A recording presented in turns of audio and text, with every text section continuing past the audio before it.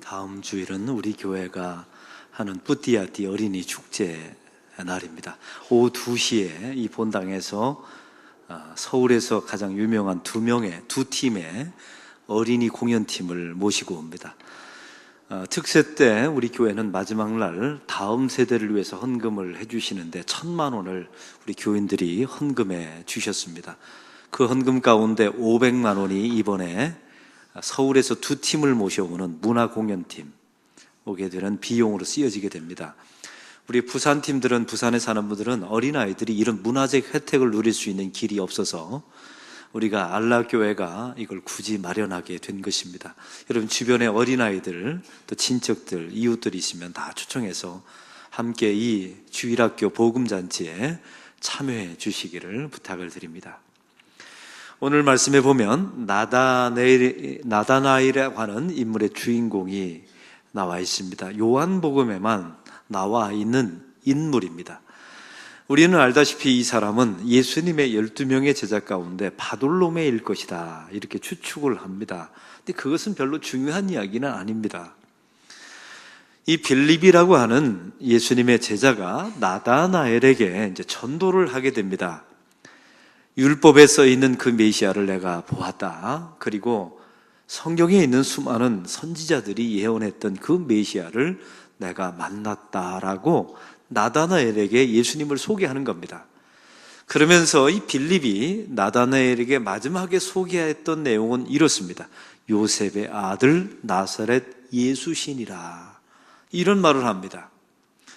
그런데 이 말 속에 성경적인 지식을 가지고 빌립이 나다나엘에게 예수님을 소개하려 했던 것입니다.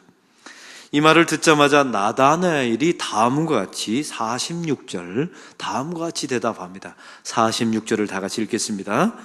나다나엘이 이르되 나사렛에서 무슨 선한 것이 날 수 있느냐? 빌립이 이르되 와서 보라 하니라. 이 말씀을 이해하려면 나다나엘은 이미 성경에 정통한 사람이었다는 사실을 우리는 알 수가 있습니다. 왜냐하면 미가서 5장 2절에 보면 메시아가 베들레헴 땅에서 나올 것이라는 사실을 이미 예언해 놓았거든요. 이걸 나다나엘이 이미 구약의 율법에 정통했던 나다나엘은 이 사실을 알고 있었던 것입니다. 미가서 5장 2절은 이렇게 말합니다. 베들레헴 에브라다야, 내가 작을지라도 이스라엘을 다스릴 자가 너에게서 나오리라. 이걸 나다나엘이 이미 알고 있었던 겁니다. 그래서 이 나다나엘은 어떻게 나사렛에서 선한 것이 나올 수 있겠느냐라고 말한 거예요. 예수는, 메시아는 베들레헴에서 나온다라고 내가 알고 있다. 이렇게 반박하게 된 것이죠. 결국 빌립의 손에 이끌려서 나다나엘이 예수님께 왔습니다. 이때 예수님께서 나다나엘을 보자마자 다음과 같이 47절을 말씀합니다. 다 같이 읽겠습니다. 예수께서 나다나엘이 자기에게 오는 것을 보시고 그를 가르쳐 이르시되 보라, 이는 참으로 이스라엘 사람이라 그 속에 간사한 것이 없도다. 아멘. 오늘 이 말씀이 오늘 본문의 가장 중요한 중심 구절입니다. 보라, 이는 참으로 이스라엘 사람이라 그 속에 간사한 것이 없도다. 여러분, 여기서 간사한 것이라는 헬라어는 돌로스라고 하는 단어인데 이게 속이는 자라는 뜻입니다. 한번 따라해 봅시다. 속이는 자. 여러분, 이 속이는 자라는 이름을 가지고 있는 성경의 인물이 있죠. 그 사람의 이름은 야곱입니다. 오늘 본문에 보면 참으로 이스라엘 사람이라 라고 말해놓고 이 사람은 야곱이 아니다 라고 말하고 있는 것입니다. 우리 예수님께서 나다나엘을 보자마자 이는 참으로 이스라엘 사람이라 그 속에 간사한 것이 없도다. 이 사람은 야곱이 아니다. 이 말은 단순한 칭찬이 아니었던 것입니다. 이스라엘과 야곱이라는 이름을 등장시켜서 이 나다나엘에게 무엇인가를 설명하고 싶었던 이유가 있었습니다. 그 다음에 예수님께서 이렇게 말씀하시죠. 빌립이 너를 부르기 전에 내가 무화과 나무에 있는 것을 내가 보아노라. 우리 예수님께서 말씀하십니다. 사랑하는 성도 여러분, 여기서 나와 있는 무화과 나무는 이스라엘 백성들의 영광을 상징하는 나무입니다. 이 나다나엘이 그 율법을 그 무화과 나무 아래에서 묵상한 것을 예수님이 보았다는 겁니다. 이 말은 단순한 보았다라는 의미가 아니라 나다나엘이 이 땅에 오실 메시아를, 그 이스라엘을 상징하는 무화과 나무 아래서 오실 메시아를 기다리는 사람이었다는 것을 예수님이 알고 있었다는 말이에요. 그 무화과 나무에서 나다나엘이 율법을 묵상할 때 고민이 있었습니다. 이게 오늘 본문의 이야기입니다. 이게 이 나다나엘이 깜짝 놀란 거예요. 왜냐하면 자기 자신이 무화과 나무에서 사실은 하나님 앞에 씨름하고 물어보고 고민했던 내용이 있거든요. 그 내용을 예수님이 정확하게 맞힌 겁니다. 도대체 그 내용이 뭐였을까요? 나다나엘은 율법에 정통한 사람이었습니다. 그런데 성경을 쭉 읽다 보니까, 구약의 성경을 쭉 읽다 보니까 우리 하나님이 선민이었던 이스라엘 백성들만을 구원하기 위해서 오신 분이 아니라는 사실을 점점 알게 되었어요. 또 한 가지는 율법을 지킴으로 구원받고 하나님의 백성이 되는 것이 아니라는 사실을 이 나다나엘이 무화과 나무 아래서 묵상을 하면 할수록 깨달은 겁니다.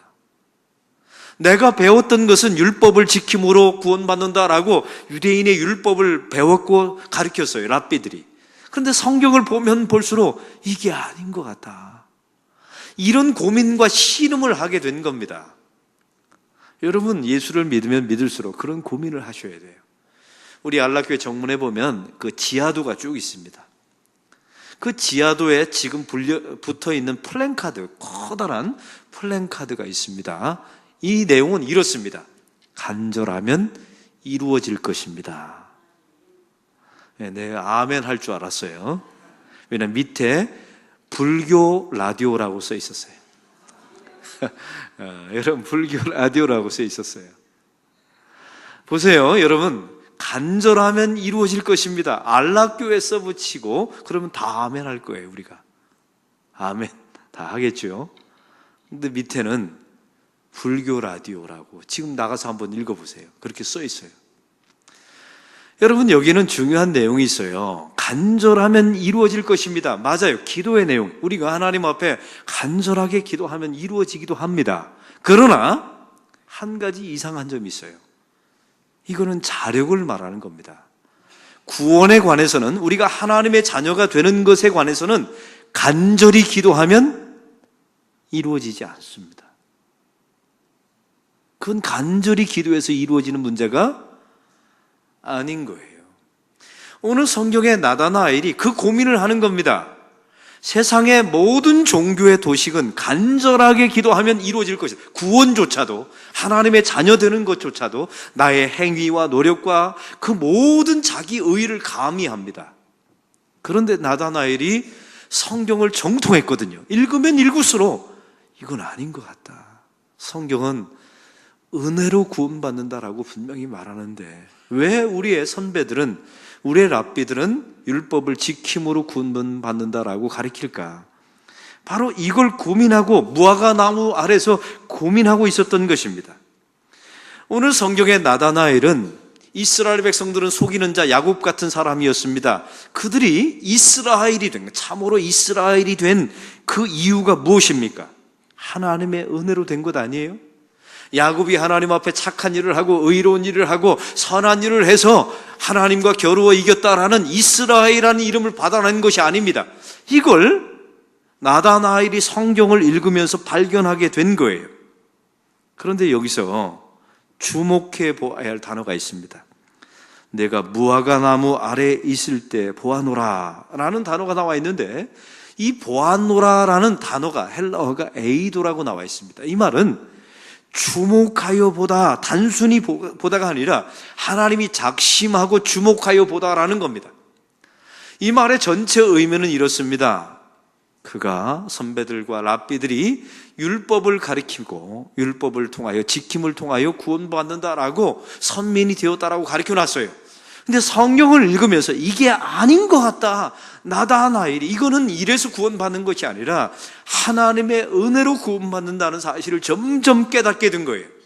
이것은 나다나엘이 노력해서 된 것이 아니라는 겁니다.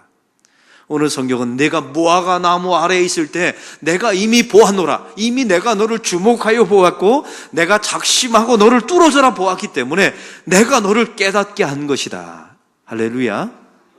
이 말씀을 하고 싶었던 것입니다. 우리 하나님께서 의도적으로 이미 나다나엘을 주목하여 보신 거예요. 그리고 그의 심령 속에 나다나엘아, 율법을 지킴으로 행위로 너의 의로움으로 구원받는 것이 아니라 은혜로 구원받는 것이다. 이걸 그 속에서 주님께서 말씀해 주었다는 것입니다. 사랑하는 성도 여러분, 교회를 다닌다고 해서 직분을 가지고 있다고 해서 은혜를 아는 것은 아닙니다. 여러분, 우리 주변에 습관화된 기독교인들, 우리가 만성화된 기독교인들이 얼마나 많은지 몰라요. 교회는 다녀요. 직분도 있고 교회에서 일은 합니다. 근데 은혜가 없어요. 은혜가 무엇인지를 모릅니다. 여기는 이유가 있습니다. 이 은혜를 깊이 아는 사람들의 세 종류가 있어요. 첫 번째는 죄를 많이 지은 사람들이 은혜를 크게 압니다. 그래서 로마서 5장 20절은 뭐라고 말합니까? 죄가 더한 곳에 은혜가 더욱 넘치느니라 라고 말씀하십니다. 내가 하나님 앞에 어떻게 큰 죄인이고 또 큰 죄를 저질렀다는 사실을 아는 사람에게 은혜가 임해요. 두 번째는요, 누가 은혜를 아는 줄 아십니까? 교회 다닌다고 직분이 있다고 은혜를 아는 게 아니에요. 한번 죽을 뻔했다가 살아난 사람들이 은혜를 압니다. 우리가 그 대표적인 예가 제가 수요일 날 말씀을 전할 때 했던 이야기입니다. 베냐민 지파 사람들이에요. 여러분, 베냐민 지파가 사사기에 보면 이런 아주 죄악된 일을 저지릅니다. 레위인의 첩이 있었는데 이 첩을 베냐민 지파가 윤관을 합니다. 이 베냐민 지파의 남자들이 레위인, 이 제사장 지파의 첩을 윤관해버린 거예요. 이 사실을 알게 된 레위인이 얼마나 화가 났는지 그 첩을, 자기의 윤관을 당하고 자기 집 앞에 쓰러져서 죽어있는 자기 아내를 12조각을 냅니다. 그리고 자기가 속한 12지파에게 쭉 나눠주죠. 내 아내가 베냐민 지파에 의해서 윤관을 당해서 이렇게 죽었노라. 인류 최초의 토막살인이 이미 죽은 거죠. 죽은 사람을 토막을 내서 보낸 거예요. 이에 화가 난 11지파가 베냐민 지파와 전쟁을 벌이게 됩니다. 어떻게 되었습니까? 베냐민 지파가 거의 멸족을 당하고 600명만 살아남아요. 남자만 600명만 살아남습니다. 그런데 하나님의 은혜 가운데 이스라엘 나머지 11지파의 마음속에 긍휼한 마음이 생긴 거예요. 이러다가 갑자기 하나님이 주신 12지파 중에 베냐민 지파가 씨가 마를 가능성이 있거든요. 그래서 자기들이 잡아온 포로들 가운데 400명의 아내를 제공하고 자기 11지파 가운데 200명을 데려다가 결혼을 시켜서 베냐민 지파를 살려냅니다. 엄청난 은혜를 받은 거죠. 엄청난 죄악을 저질렀는데 죽을 뻔했다가 가까스로 하나님의 은혜로 그 긍휼함을 받아서 가까스로 자기의 지파가 살아난 거예요. 그런데 놀라운 일이 벌어지게 됩니다. 나중에 솔로몬이 지나고 나서 그 솔로몬의 왕국이 르호보암과 여로보암으로 왕국이 갈라지지 않습니까? 르호보암은 유다 지파에 속한 사람들이에요. 그런데 여러분, 베냐민 지파의 가장 대표적인 왕이 누구입니까? 사울 왕입니다. 이 사울 왕이 길보아 전투에서 죽고 패해지고 그 다음에 유다 지파인 다윗이 왕이 된 거예요. 다시 말하면 이 베냐민 지파와 다윗 지파는 원수지간입니다. 분명히 왕의 계통이 베냐민 지파였던 사울 왕이 왕이 되었다면 자기 지파가 왕이 되어야 되는데 왕이 유다 지파로 넘어갔어요. 그런데 나라가 딱 갈라지는 순간에 베냐민 지파가 어디에 붙는 줄 아세요? 유다 지파에 붙습니다. 왜요? 거기에 하나님의 약속과 은혜가 있다는 사실을 직감적으로 알아낸 겁니다. 이 한 번 죽었다 살아난 사람은 어디에 붙어야 사는지를 알아요. 어디에 은혜가 있는지 그걸 알아냅니다. 그래서 사람은요, 한 번 죽었다 살아나야 돼요. 죽을 뻔했다가 살아난 사람들을 보면 그 안에 은혜가 있습니다. 또 한 가지요, 여러분, 우리가 고통을 죽었다 살아났다고 해서 다 은혜를 또 아는 게 아니에요. 하나님의 애도가 있어야 합니다. 하나님께서 그를 착히 작심하고 바라보셔야 은혜가 무엇인 줄을 알게 된다는 사실입니다. 오늘 말씀이 바로 그런 내용입니다. 오늘 말씀 전체는 단순한 나다나엘에 대한 칭찬이 아닙니다. 어떻게 야곱이 이스라엘이 되었는지를 설명하는 내용인 거예요. 어떻게 여러분, 야곱은 본래 한 개인의 이름이 아니라 사실은 이스라엘 민족 전체를 대변하는 인물입니다. 속이는 자, 남의 발뒤꿈치를 잡는 자, 구원받기에 합당하지 않는 자라는 뜻이에요. 그런데 그들이 어떤 과정을 통해서 이스라엘 구원받은 사람, 하나님의 참 이스라엘이 되었는지를 설명하는 내용이 오늘 본문의 이야기입니다. 그래서 나다나엘에게 이렇게 말한 거예요. 이건 나다나엘에 대한 칭찬이 아닙니다. 참으로 너는 참으로 이스라엘이요 내 안에 간사한 것이 없도다. 너는 이제는 야곱이 아니다. 이 말을 하고 싶었던 것입니다. 사랑하는 성도 여러분, 은혜가 공짜가 아니라 얼마나 혹독한 대가를 치렀는지를 이 본문 속에 다 나타나 있고요. 내가 어떻게 야곱이었는데, 이제 우리에게도 말씀하시는 거예요. 우리가 다 야곱이었어요. 그런데 어떻게 참 이스라엘이 되었는지를 아느냐? 그걸 설명해 주는 내용이 오늘 본문의 내용입니다. 이는 참으로 이스라엘 사람이라 그 속에 간사한 것이 없도다. 이 말씀을 제가 한번 설명해 보겠습니다. 여러분, 야곱은 누구입니까? 제가 계속 반복해서 말합니다. 야곱은 이삭과 리브가가 40세 결혼해서 60세에 낳은 아들입니다. 쌍둥이 아들이었죠. 형은 에서였고 동생은 야곱이었습니다. 근데 놀라운 사실은 하나님께서 태중에서 이런 약속을 주십니다. 큰 자가 작은 자를 섬겨야 하리라. 형 에서가 동생 야곱을 섬길 것이다. 이런 하나님의 약속을 태중에서 주십니다. 로마서는 또한 이렇게 말씀하시죠. 나는 에서는 사랑하였고 나는 야곱은 사랑하였고 에서는 미워하였노라라고 하나님께서 약속을 주십니다. 그런데 성경에 나와 있는 야곱은 그 하나님의 약속을 믿지 않았습니다. 어떤 일을 벌이게 됩니까? 눈이 점점 어두워지는 자기 아버지 이삭을 속여서 축복을 가로채고 맙니다. 여러분, 그 일이 있고 난 후에 어떤 일이 벌어지게 됩니까? 야곱은 혹독한 고통의 세월을 20년간 보내요. 하나님의 약속을 믿지 않는 사람, 은혜가 무엇인지를 모르는 사람은 혹독한 고통의 세월을 보내게 돼 있습니다. 20년 동안 처가살이 외삼촌 라반의 집에 가서 처가살이를 하게 되죠. 자기가 자기 아버지 이삭을 속였는데 자기는 더 큰 속임을 받습니다. 10번이나 품삯의 속임을 받게 됩니다. 이런 극심한 고통을 겪고 나서 이 야곱이 바로 이스라엘이 된 게 아니에요. 사람은요, 참 놀라운 것은 고통을 받는다고 이스라엘이 되는 건 아닙니다. 아까 말씀드렸죠? 하나님의 애도, 하나님이 작심하고 바라보셔야 은혜가 무엇인지를 알게 되는 겁니다. 야곱이 외삼촌 집에서 20년이 지났을 때의 일입니다. 어느 날 하나님께서 너는 이제 고향 땅에 돌아가라. 하나님의 약속은 받았어요. 사실은 축복도 가로치지 않습니까? 그런데 그 약속은 어디서 성취되게 돼 있냐면 하나님의 약속한 땅에서 이루어지게 돼 있어요. 외삼촌 라반의 집에서 이루어지는 게 아닙니다. 너는 그래서 너의 고향 땅으로 돌아가라. 가나안 땅으로 돌아가라 라고 말씀하시죠. 그래서 가나안 땅으로 야곱이 자기의 온 식구를 데리고 20년 만에 돌아옵니다. 그런데 놀라운 사실은 자기의 형 에서가 군대 400명을 데리고 자기를 마중 나온다는 이야기를 들어요. 여기에 야곱이 얼마나 두려워했는지 세 때로 나눕니다.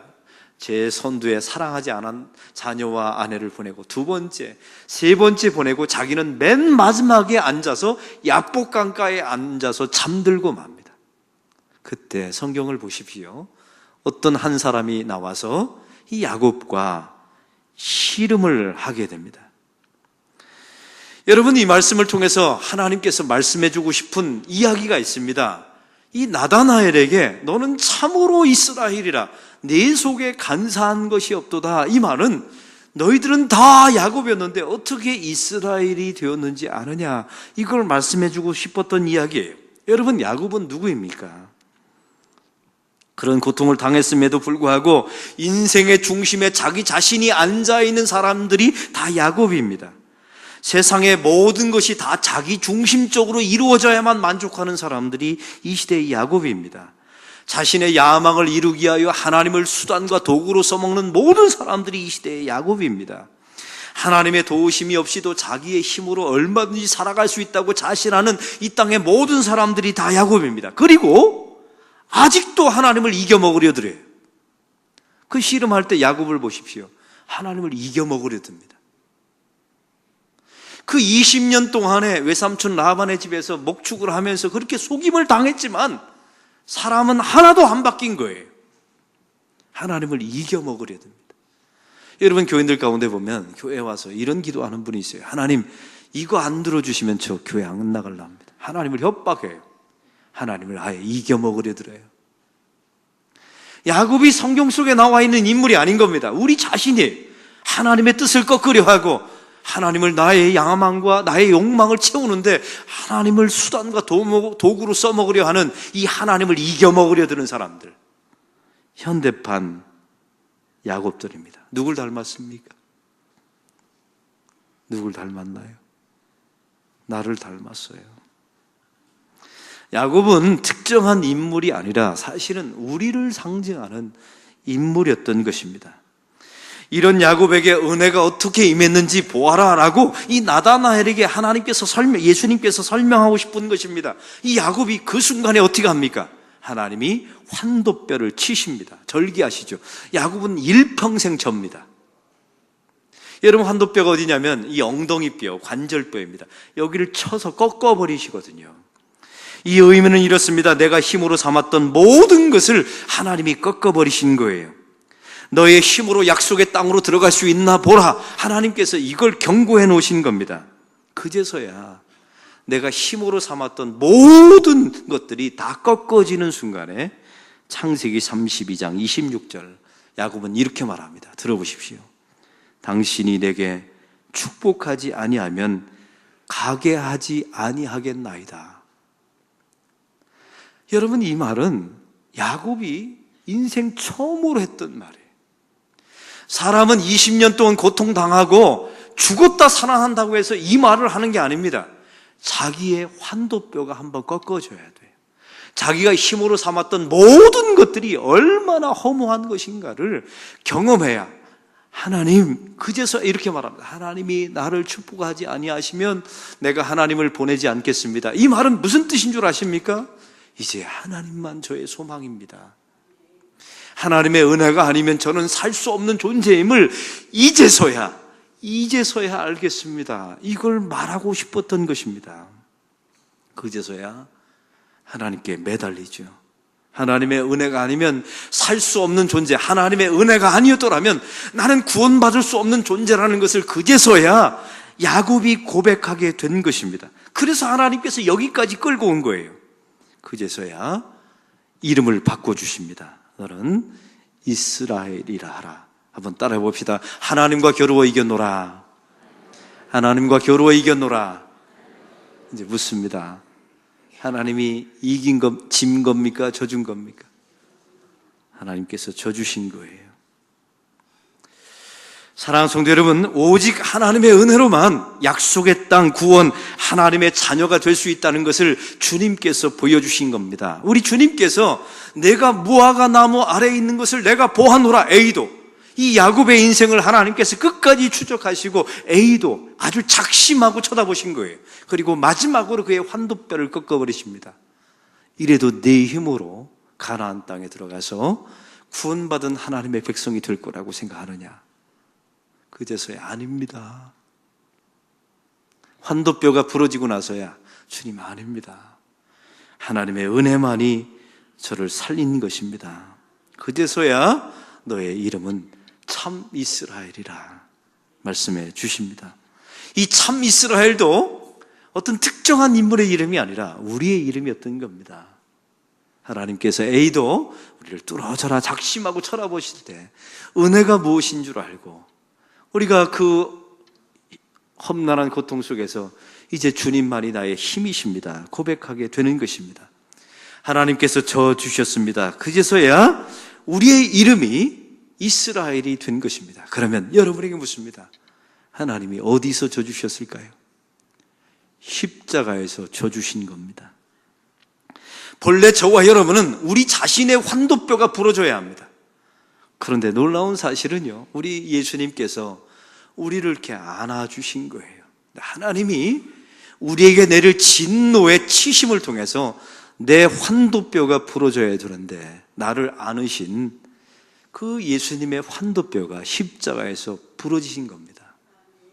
그래서 저와 여러분이 하나님의 백성이 되었고 하나님의 자녀가 된 것입니다. 이 이야기를 나다나엘에게 말해주고 싶었던 거예요. 나다나엘은 무화과 나무 밑에서 율법을 지킴으로 구원받는 것이 아니다라는 것까지만 알았어요. 근데 무엇으로 구원받는 것이라는 사실은 몰랐어요.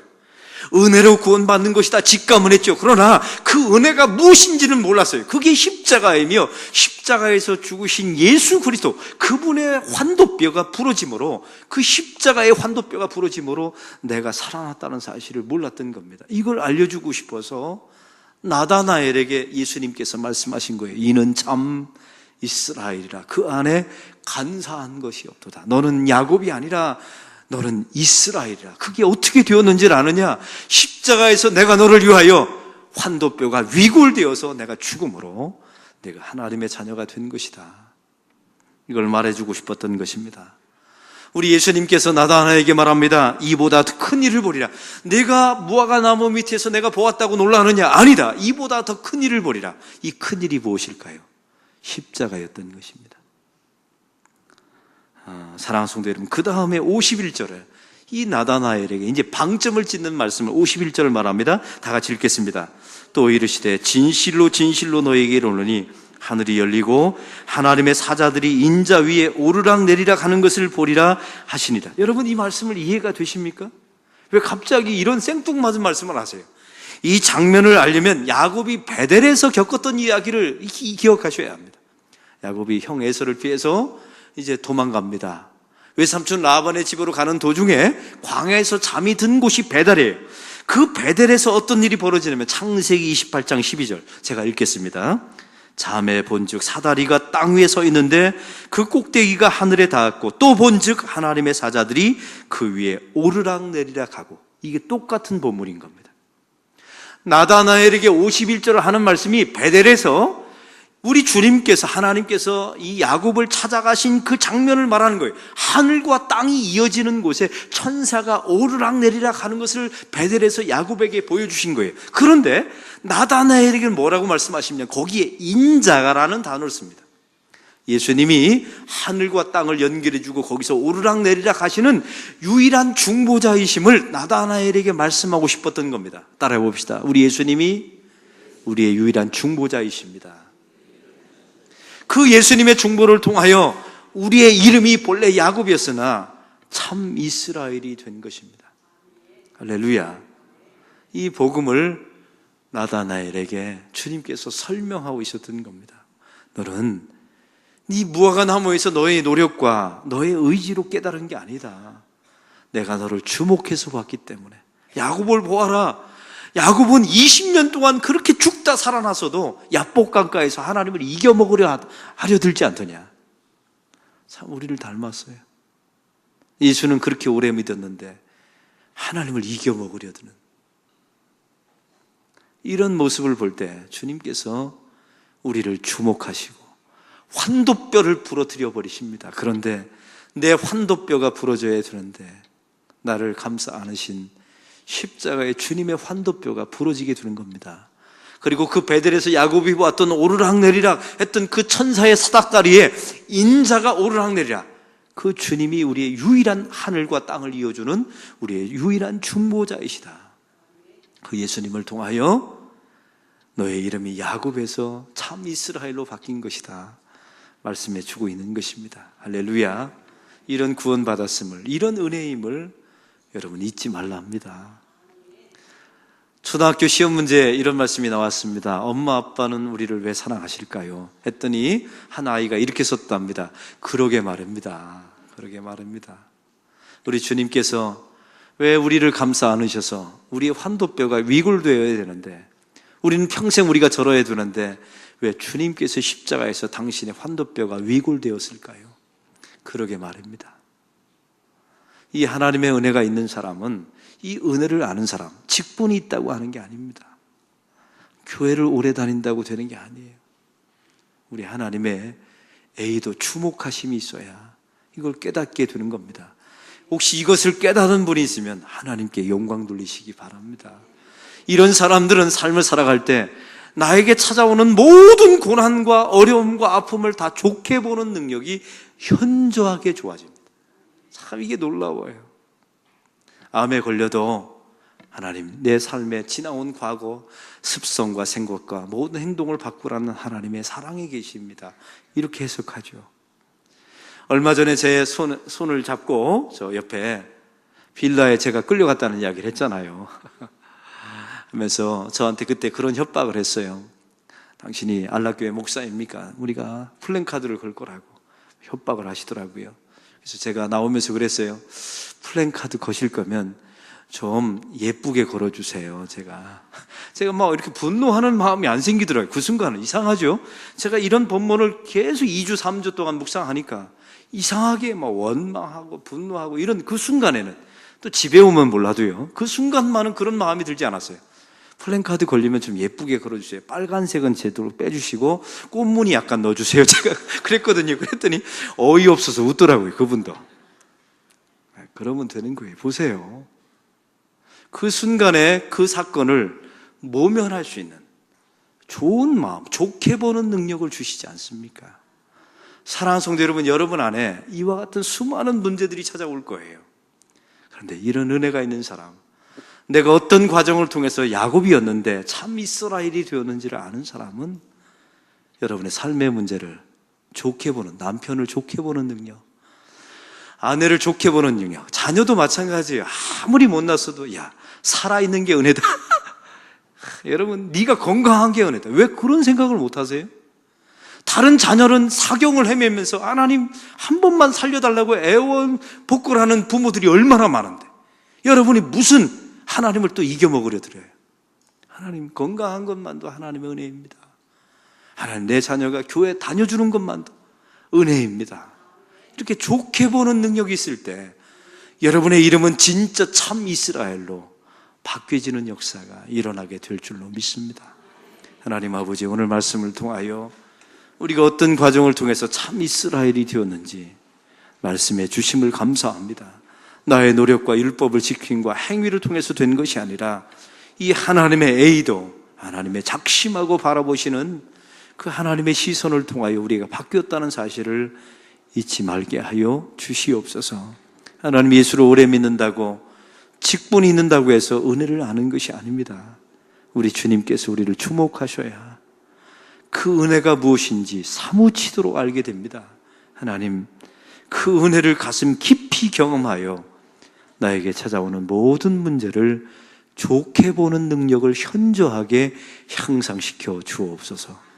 예수 그리스도의 이름으로 기도하옵나이다. 아멘.